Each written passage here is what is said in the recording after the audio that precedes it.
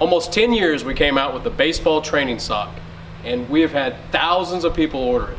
Well, now we've came out with a new and improved baseball training sock, and today I want to tell you what the differences are.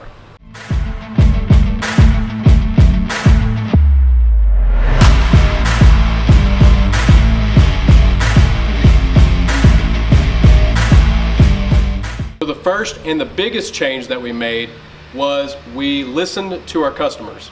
The number one complaint ever since we came out with the baseball training sock has been sometimes it's abrasive on the wrist and the hand area.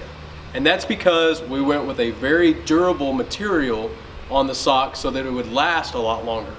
But the trade-off is, it's a little bit more frictiony, and yes, it does rub. Our response was to go get a wristband or get a sleeve to put underneath and then cinch it down.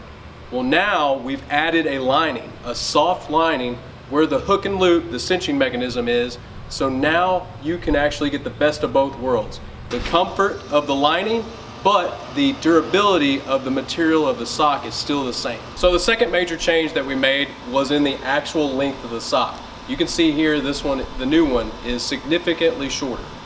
Now, why did we do that? Again, mainly for comfort. So we would have a lot of athletes that would put it really high up, either on the forearm or even past the elbow, like you can see here, and they would cinch it down. And whenever they would throw, it would slide. And again, it caused friction, but also too, it just didn't look right. And also the added material being higher up on the arm would rub there. So anyways, we wanted to make it more comfortable. So by making it shorter, now it stays closer to the wrist and hand. So it's significantly less material that's rubbing on the forearm and rubbing on the arm in general. Third change that we made is the cinching mechanism. So I'm gonna show you real quick with the old sock. You would have it here, and then you would just basically tighten it and wrap around, okay?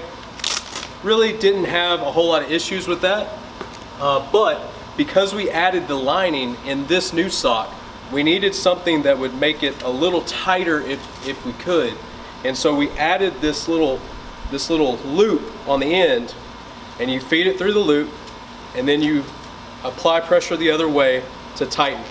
Now, one of the big things is to find which area is more comfortable for you. So you may want this little loop either on the inside of your hand, or maybe on top, or maybe on the outside of your hands. So play around with it and find out what's more comfortable for you, because it is hard, so you will feel it if it's in an area that isn't comfortable.